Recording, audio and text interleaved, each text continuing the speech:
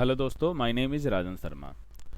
दोस्तों, जैसा कि आप स्क्रीन पे देख रहे हैं कि आज मैं आपको अकाउंटिंग बाउचर के बारे में बताऊंगा कि अकाउंटिंग बाउचर्स क्या हैं और ये कितने प्रकार के होते हैं और इनका क्या उपयोग है। मैं आज आपको इसमें थोड़ा सा थ्योरी पार्ट जो है वो बताने वाला हूँ। बाकी इसके नेक्स्ट वीडियोस में मैं आपको प्रैक्टिकल भी बताऊंगा एक एक करके सारे बाउचर्स के बारे में। तो आप जो थ्योरी है इसको थोड़ा ध्यान से सुनिए और एक बार रीड कर लीजिएगा और कोशिश कीजिएगा कि चीज़ें आपको याद रहें। जैसा कि देख रहे हैं कि आप अकाउंटिंग बाउचर्स क्या है और अकाउंटिंग बाउचर्स के प्रकार क्या हैं और वो किस काम में आते हैं। देखिए, सिंपल सी बात है, आप यहाँ थ्योरी पढ़ेंगे जैसे लिखा है कि जैसा कि हम सभी जानते हैं अकाउंटिंग साइकिल की शुरुआत बिजनेस ट्रांजैक्शन से होती है और बिजनेस में जितने भी ट्रांजैक्शन होते हैं उसे मैनुअल अकाउंटिंग में सबसे पहले जनरल में रिकॉर्ड किया जाता है। टैली में इस कार्य को बहुत ही सरल बनाते हुए जनरल के स्थान पर हमें ट्रांजैक्शन रिकॉर्ड करने के लिए अलग अलग बाउचर्स दिए गए हैं और इनका सबसे बड़ा लाभ यह है कि इनके नाम से ही यह अनुमान लगाया जा सकता है कि कौन सा ट्रांजैक्शन किस बाउचर में रिकॉर्ड होगा। ठीक है, जैसे कि जब टैली नहीं था तो नॉर्मली क्या है कि जो भी कुछ रिकॉर्ड हम करते थे या जो कुछ भी हम बनाते थे वो सारा हमें मैनुअली टाइप करना पड़ता था या मैनुअली लिखना पड़ता था कहीं पर। लेकिन टैली में ऐसा नहीं, टैली ने हमें क्या कर दिया, बहुत सारी चीज़ें जो है इजी कर दी हैं और हर बाउचर का अपना जो है अलग अलग एक ऑप्शन दे रखा है, एक फंक्शन है हमारे पास जिसको हम अलग अलग तरीके से करके उसमें उसको रिकॉर्ड कर सकते हैं। जैसे देखिए कौन कौन से वो बाउचर्स हैं अकाउंटिंग के, कौन कौन आप देखिए। जैसे पहला जो है हमारा बाउचर है वो रिसिप्ट बाउचर है। रिसिप्ट बाउचर का जो शॉर्टकट होता है वो F6 होता है। अगर मैं आपको दिखाऊं तो मैं आप यहाँ पर टैली ओपन कर लेता हूँ आपको थोड़ा सा समझाने के लिए।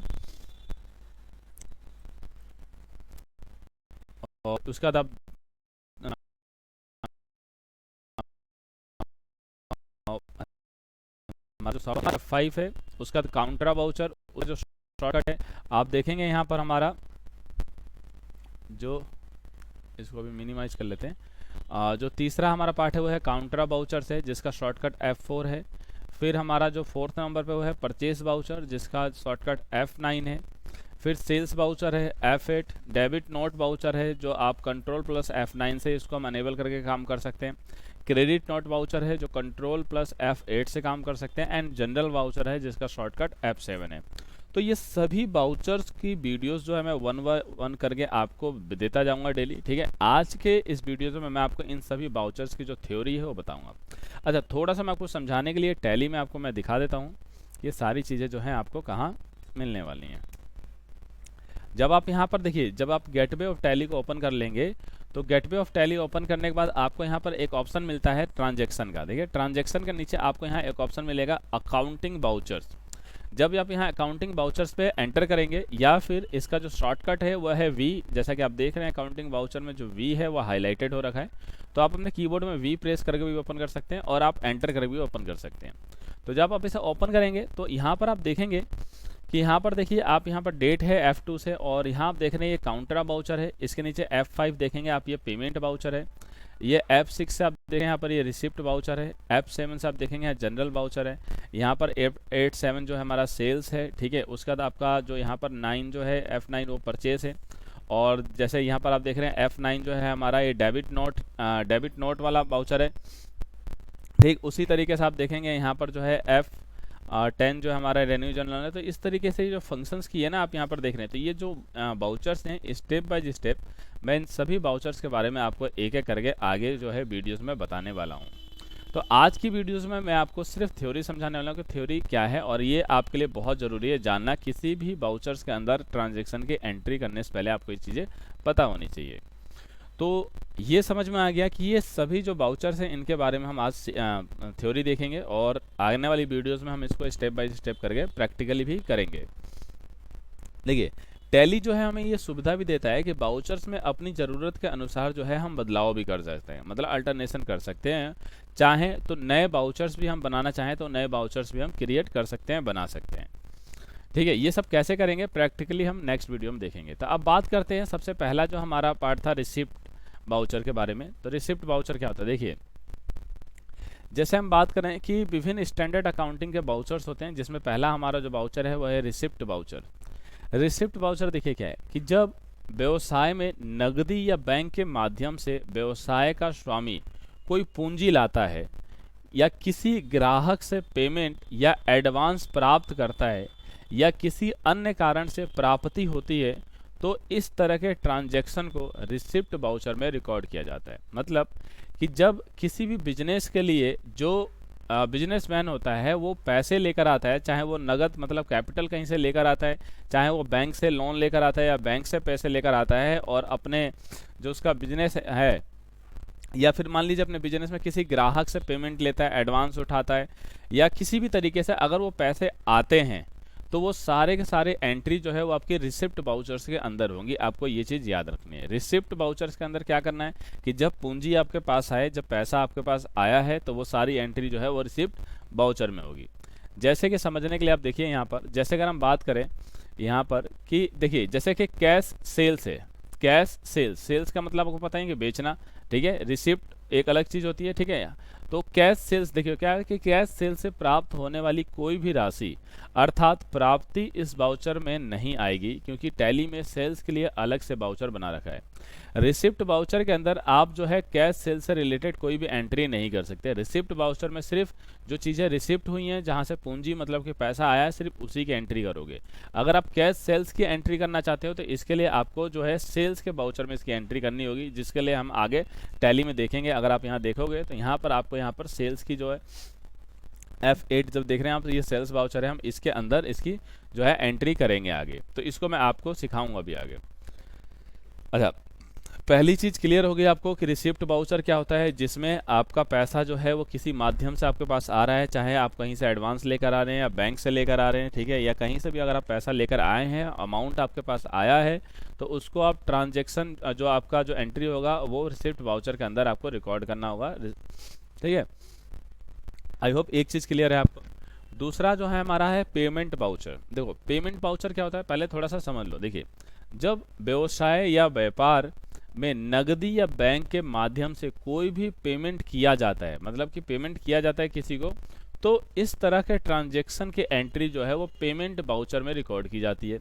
मान लीजिए कि आपका कोई बिजनेस है और या कोई व्यापार है, जो भी बिजनेस है व्यापार आपका है जो आप कर रहे हो, और उसमें कोई भी पैसा जो है नगद या बैंक के माध्यम से अगर आप किसी को पेमेंट करते हो, मान लो कि आपने किसी को कैश पेमेंट दिया है, कैश पैसे दिए हैं, या बैंक के थ्रू आप मान लीजिए फ़ोन पे से या गूगल पे से या किसी भी दूसरे माध्यम से आपने किसी को पेमेंट की है, तो अगर आप किसी को पेमेंट करते हो तो उसका जो रिकॉर्ड है वो आपको पेमेंट वाउचर के अंदर रखना होगा। देखिए जैसे कि आप नोट में देखिए कि यदि आपने कैश परचेज से संबंधित कोई भी पेमेंट की है, देखिए कैश परचेज मतलब कि आपने कैश कोई चीज़ खरीदी है, ठीक है ना। अगर आपने कोई भी कैश परचेज से संबंधित कोई भी पेमेंट अगर आपने की है तो वह इस वाउचर में नहीं आएगा, क्योंकि टैली में परचेज के लिए अलग से वाउचर बना रखा है, ठीक है। तो कैश परचेज का संबंधित कोई भी पेमेंट अगर आप करते हो तो वो आपको परचेज वाउचर के अंदर एंट्री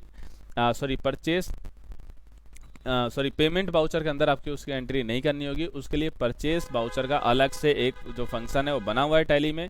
यहाँ पर जैसे आप देखेंगे ये हमारा जो परचेज का फंक्शन है, ये रहा परचेज F9, तो आपको इसकी एंट्री जो है F9 मतलब कि इसमें परचेज वाले इसमें करनी होगी, ये परचेज की जो एंट्री है। अच्छा, आई होप ये क्लियर हो रहा है। नेक्स्ट देखते हैं। नेक्स्ट आपका कॉन्ट्रा वाउचर। देखिए कॉन्ट्रा वाउचर क्या है, देखिए इस वाउचर का उपयोग जो है वो कैश अकाउंट से पेटी कैश या फिर कैश अकाउंट से बैंक अकाउंट या फिर बैंक अकाउंट से कैश अकाउंट या फिर बैंक अकाउंट से दूसरे बैंक अकाउंट में फंड को ट्रांसफ़र किया जाता है। मतलब कि कॉन्ट्रा वाउचर के अंदर क्या होगा, मान लीजिए जो भी कैश अमाउंट है वो आप किसी से पेटी कैश या फिर मान लीजिए कैश अकाउंट से आपने क्या किया, किसी को बैंक अकाउंट में आपने ट्रांसफ़र कर दिया, या बैंक अकाउंट से मान लीजिए आपने किसी को कैश में पेमेंट कर दिया, या किसी बैंक से आपने क्या किया दूसरे बैंक में ही फंड ट्रांसफ़र किया, मतलब कि पैसे ट्रांसफ़र किए हैं, तो वो सारे की सारी जो एंट्री होगी वो कॉन्ट्रा वाउचर्स के अंदर आएगी। जैसे देखिए अगर हम पेटी कैश की बात करें तो देखो किसी भी व्यवसाय में क्या होता है कि छोटे मोटे जो खर्चे होते हैं वो होते रहते हैं। जैसे कि मतलब गाड़ी का तेल हो गया, डीजल पेट्रोल हो गया, उसकी मरम्मत हो गई, या मान लो आपका कोई इंस्टीट्यूट है तो वहाँ का जो चीज़ें हैं, या आपका किसी चीज़ का कोई ऑफिस है, कोई भी आपका अपना बिजनेस है, तो उसमें छोटे मोटे जो खर्चे हैं वो होते रहते हैं, ठीक है। जैसे कि अगर मान लीजिए हमने यहाँ पर गाड़ी का एग्जांपल ले रखा है, जैसे डीजल, पेट्रोल, मरम्मत आदि ये सारी चीज़, धुलाई है, ठीक है, पोस्टेज है, स्टेशनरी है इत्यादि के लिए कुछ कैश अलग से रख दिया जाता है। और ठीक है, और इस तरह के कैश को जो है वो पिटी कैश कहते हैं। ठीक है, मतलब कि जो आपके छोटे मोटे खर्चे हैं, आप छोटे मोटे खर्चे के लिए क्या किया कि आपका कोई बिजनेस है तो अपने जो छोटे मोटे खर्चे हैं ना उसके लिए आपने एक अलग से जो है कुछ पैसे रख दिए हैं, जो आगे जैसे कि जो भी खर्चा होता है वो आप करते हो। जैसे कोई आ गया तो उसके लिए कुछ आपने मंगा लिया, ठीक है, या मान लीजिए कुछ नॉर्मली आपका छोटा मोटा खर्चा वो आपने वहाँ पर वो पैसे लगा दिए, तो वो सारी पेमेंट और वो सारा कैश जो भी होगा वो सारा सारा पीटी कैश कहलाएगा। और पीटी कैश के लिए कैश अकाउंट में अलग होता है। ठीक है, जब कभी भी आपको पीटी कैश के अंदर कोई भी एंट्री करनी होगी तो पीटी कैश के लिए क्या होगा, कैश अकाउंट से अलग होता है, क्योंकि इसका उपयोग जो होता है वो सिर्फ छोटे छोटे खर्चों के लिए किया जाता है। और कोई भी कंपनियों में पीटी कैश अकाउंट और कैश अकाउंट दोनों ही बनाए जाते हैं। ठीक है, कि देखो एक तो नॉर्मली आपका मेन खर्चा जो हो गया वो हो गया, और एक हो गया छोटे मोटे खर्चे जो पीटी कैश अकाउंट में बनते हैं, और ये लगभग हर कंपनी जो है वो बनाकर रखती है।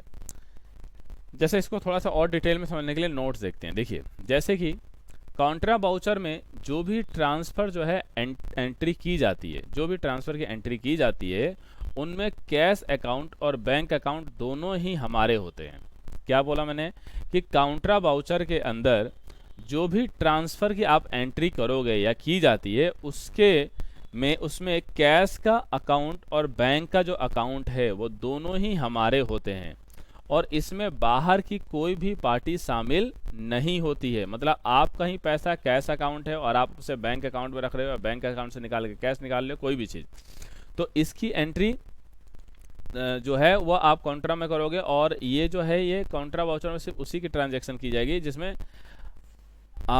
देने वाले भी हम ही होते हैं और लेने वाले और पाने वाले भी हम ही होते हैं। ठीक है, तो इनडायरेक्टली अगर कहा, मतलब सिंपल भाषा में कहा जाए तो काउंटर बाउचर के अंदर आपको सिर्फ उन्हीं चीज़ों की एंट्री करनी है जिसमें ट्रांजैक्शन जो भी आप कर रहे हो, मतलब जो भी पैसा आप लगा रहे हो वो पैसा आपका ही है, मतलब लेने वाले भी वो ही आप ही हो उस पैसे को, और देने वाले भी आप ही होते हो, और जो पैसा आपको मिलेगा वो भी आप ही हो। तो वो सारा कुछ जो है वो आपको काउंटर बाउचर के अंदर करना है। आप इसको थोड़ा सा डिटेल में पढ़ते भी जाइएगा। अगर हम थोड़ा और सरल करें तो देखिए, सरल शब्दों में कह सकते हैं कि इस बाउचर का उपयोग जो है वो पैसा जो है ना एक जेब से निकाल के दूसरे जेब में रखना या फिर दूसरे जेब से निकालकर पहले जेब में रखना, इसे कहते हैं। मान लीजिए आपने अपनी पैंट की जेब से पैसा निकालकर शर्ट की जेब में ऊपर रख दिया, या शर्ट की जेब से निकाल के पैसा आपने अपनी पैंट की जेब में नीचे रख लिया, मतलब इनडायरेक्टली पैसा आपके पास ही है, बस जेब चेंज हो गई है। आपने ऊपर वाली जेब से हटाकर नीचे वाली जेब में रख लिया, या नीचे वाली जेब से उठाकर आपने ऊपर वाली जेब में रख लिया। तो जब पैसा आपका आप ही के पास रहता है, कहीं और नहीं जाता है, तो आप उसे काउंटर बाउचर के अंदर उसकी जो एंट्रीज है वो करोगे। बाकी इसका प्रैक्टिकल और दूसरी चीज़ें जो हैं वो हम जब आगे इसकी एंट्रीज करेंगे तो उसमें हम एक एक करके और भी आगे सीखेंगे। अच्छा, नेक्स्ट जो हमारा पार्ट है वो है हमारा परचेज बाउचर। देखिए, परचेज बाउचर क्या है। देखिए, परचेज बाउचर में जब बिक्री के लिए माल या मैन्युफैक्चरिंग के लिए कच्चे माल के रूप में कैश या क्रेडिट पर कोई माल खरीदा जाता है तो उस ट्रांजैक्शन को परचेज बाउचर में रिकॉर्ड करते हैं। क्या कहा मैंने कि परचेज बाउचर क्या है कि जब बिक्री के लिए, बेचने के लिए माल या मैन्युफैक्चरिंग की जाती है, किसी सामान को मैन्युफैक्चर किया जाता है, उसके कच्चे माल के रूप में जो भी कैश या क्रेडिट पर कोई आपने माल खरीदा है, ठीक है, मान लीजिए आपने कोई पैसा देकर आपने कोई सामान खरीदा है या आपने क्रेडिट पर खरीदा है, जैसे उधारी पर खरीदा है माल, तो उसकी जो ट्रांजैक्शन है वो परचेज बाउचर के अंदर आप करोगे। ठीक है, जो भी सामान आपने खरीदा, चाहे कैश पे खरीदा हो चाहे क्रेडिट पे खरीदा हो, उसे आप कहाँ रिकॉर्ड करोगे, उसे आप परचेज बाउचर के अंदर रिकॉर्ड करोगे। जैसे क्या माने कि बिजनेस में जो भी स्थायी संपत्ति खरीदी जाती है उसे ट्रांजैक्शन को इसमें रिकॉर्ड नहीं किया जाता है, क्योंकि इस बाउचर का संबंध सीधा एक्सपेंसेस से होता है, जो जबकि संपत्ति एसेट्स होती है। देखिए क्या है कि व्यवसाय में जो भी स्थायी संपत्ति खरीदी जाती है, स्थायी संपत्ति मतलब कि जो कुछ भी आप खरीद रहे हो जो आपकी है प्रॉपर तरीके से, ठीक है, उसके जो ट्रांजैक्शन है उस ट्रांजैक्शन को इसमें रिकॉर्ड नहीं किया जाता है। किस में रिकॉर्ड नहीं किया जाता? परचेज बाउचर में रिकॉर्ड नहीं किया जाता है, क्योंकि इस बाउचर का जो संबंध होता है वो सीधा सीधा खर्चे से होता है, मतलब एक्सपेंसेस से होता है। ठीक है, एक्सपेंसेस से होता है। और जबकि जो संपत्ति होती है वो क्या होता है, वो हमारा एसेट्स होता है, मतलब वो हमारी संपत्ति होती है। आई होप ये क्लियर हो रहा होगा। अगर नहीं भी हो रहा तो कोई इशू नहीं है, आगे जब हम इसकी एंट्री करेंगे तो मैं आपको 1 बाय 1 करके और भी इसको डिटेल करता जाऊंगा, समझाता जाऊंगा, वो ईजिली समझ में आ जाएगा। नेक्स्ट अगर हम बात करें सेल्स वाउचर की, तो देखिए जो व्यापार में खरीदे गए माल का विक्रय या मैन्युफैक्चरिंग की स्थिति में तैयार माल का विक्रय किसी कस्टमर को कैश या क्रेडिट पर किया जाता है तो उस ट्रांजैक्शन को सेल्स वाउचर में रिकॉर्ड करते हैं। क्या कहा कि सेल्स वाउचर क्या है कि जब व्यापार में खरीदे गए माल का विक्रय या मैन्युफैक्चरिंग की स्थिति में तैयार माल का विक्रय किसी कस्टमर को कैश या क्रेडिट पर किया जाता है, मतलब कि कैश पे दिया जाता है या क्रेडिट पर दिया जाता है, तो उस ट्रांजैक्शन को सेल्स वाउचर में रिकॉर्ड करेंगे। आई होप क्लियर है। और मैं थोड़ा सा नोट करता हूँ, देखिए नोट्स में समझिए कि यदि व्यवसाय की कोई स्थायी संपत्ति बेची जाती है, ठीक है, तो उसे ट्रांजैक्शन को इसमें रिकॉर्ड नहीं किया जाता है, क्योंकि अभी मैंने आपको बोला था कि जो स्थायी संपत्ति होती है हमारा क्या होता है, एसेट होता है, क्योंकि इस वाउचर का सीधा संबंध जो है ये इनकम से होता है, जबकि संपत्ति होती है वो हमारे एसेट्स होते हैं। क्लियर है। एक बार और रीड कर लीजिए कि यदि व्यवसाय का कोई भी स्थायी संपत्ति, जो मतलब एक स्थायी संपत्ति है, अगर वो बेची जाती है, बेच देते हो, तो उसका ट्रांजैक्शन जो है आप इसमें रिकॉर्ड नहीं करोगे, ठीक है, क्योंकि इस वाउचर का या इस संपत्ति का जो सीधा सीधा संबंध होता है वो इनकम से होता है जो आपने बेचा है, जबकि संपत्ति जो होती है वो आपके एसेट्स होते हैं। ठीक है, लेजर वाले पार्ट में मैंने आपको ये चीज़ें कुछ बताई भी थी, अगर आपने वो वीडियो देखी हो तो। नेक्स्ट बात करते हैं हमारा डेबिट नोट्स वाउचर क्या है। देखिए इसको थोड़ा ध्यान से समझना आपको, डेबिट नोट वाउचर को। देखिए जब कस्टमर द्वारा किसी भी कारण से, जैसे कि माल खराब होना, जिस क्वालिटी के माल का ऑर्डर दिया था वैसा माल नहीं आना, या अन्य किसी कारण से खरीदा हुआ माल ले पूरा या आंशिक रूप से वापस कर दिया जाता है, तो कस्टमर के लिए ये परचेस रिटर्न कहलाता है। और इस तरह के ट्रांजैक्शन को रिकॉर्ड करने के लिए कस्टमर द्वारा डेबिट नोट वाउचर का उपयोग किया जाता है। इस तरह के ट्रांजैक्शन को रिकॉर्ड करते समय परचेस में से कम किया जाता है। ठीक है, कई बार कस्टमर द्वारा खरीदे गए माल में कोई शिकायत होती है और वह सप्लायर को उस शिकायत के बारे में बताता है, तो सप्लायर उस शिकायत की भरपाई के रूप में कस्टमर को कुछ छूट देने की सहमति प्रदान करता है। तो इस तरह की छूट की राशि को भी कस्टमर द्वारा डेबिट नोट वाउचर में रिकॉर्ड किया जाता है। एक बार फिर से इसको समझ लेते हैं। देखिए डेबिट नोट वाउचर क्या है कि जब कभी भी किसी भी कस्टमर के द्वारा किसी भी कारण से जो माल खरीदा गया, जैसा मतलब जो माल है वो माल खराब होना है, या फिर मान लीजिए उस माल की जो क्वालिटी है, वो माल की जो क्वालिटी है उसका ऑर्डर दिया था जिस माल की क्वालिटी, देखिए एक बार फिर से पढ़ते हैं। जब कस्टमर द्वारा किसी भी कारण से, जैसे माल खराब होना, या जिस माल क्वालिटी के में माल का ऑर्डर दिया था वैसा माल नहीं होना, या अन्य किसी कारण से खरीदा हुआ माल पूरा या आंशिक रूप से वापस कर दिया जाता है। क्या समझे कि अगर आपने किसी को किसी चीज़ के लिए पैसे दिए हैं और वो माल मतलब जिस प्रोडक्ट का आपने पैसा दिया है, अगर आपको वो प्रोडक्ट वैसा नहीं मिलता है जैसा कि आप चाहते थे या जैसा कि आपने ऑर्डर दिया था, या फिर मान लीजिए उसकी क्वालिटी ख़राब है, या मान लीजिए माल पूरा नहीं है, या अन्य और कोई दूसरी परेशानी है, ठीक है, तो वैसा जो माल होता है ना, वो क्या होता है कि किसी भी कारण से तो कस्टमर लेता नहीं है और उस खरीदे हुए माल को क्या कर देता है, पूरी तरह से वापस कर दिया जाता है। ठीक है, तो जब खरीदे हुए माल को कुछ डिफॉल्ट होने की वजह से, किसी कारणवश से अगर आप उसे वापस कर देते हो, तो उसको कहते हैं परचेस रिटर्न। ठीक है, और परचेस रिटर्न की जो एंट्री होगी वो आपकी होगी डेबिट नोट वाउचर के अंदर किया जाएगा। तो ये चीज़ आपको आई होप क्लियर हो गया आगे। और इस तरह के ट्रांजैक्शन को रिकॉर्ड करते समय भी परचेस में से भी चीज़ें जो होती हैं क्या कर ली जाती है, कम कर दी जाती हैं। जैसे कि बात करें कि कई बार कस्टमर द्वारा खरीदे गए माल में कोई ना कोई शिकायत होती है। ठीक है, जो भी कस्टमर ने माल खरीदा है उसमें क्या होती है, शिकायत होती है, और वह सप्लायर को क्या करता है, उस शिकायत के बारे में बताता है। ठीक है। अगर सप्लायर उस शिकायत की भरपाई जो है, भरपाई के रूप में कस्टमर को कुछ छूट देता है या मान लेती है सहमति प्रदान करता है, मतलब उसकी बातों से एग्री होता है, तो इस तरह की छूट की राशि को भी कस्टमर द्वारा जो है वो डेबिट नॉट वाउचर में रिकॉर्ड किया जाता है। आई होप क्लियर हो गया होगा। ये नहीं क्लियर होता, एक बार आप रीड करोगे तो चीज़ें आपको क्लियर होती चली जाएंगी। बाकी हम जब इसका प्रैक्टिकल करेंगे तो आपको उसमें भी चीज़ें जो है एक बार समझ में आएगी, सब स्टेप बाय स्टेप। देखिए नेक्स्ट जो है हमारा वो है क्रेडिट नोट वाउचर।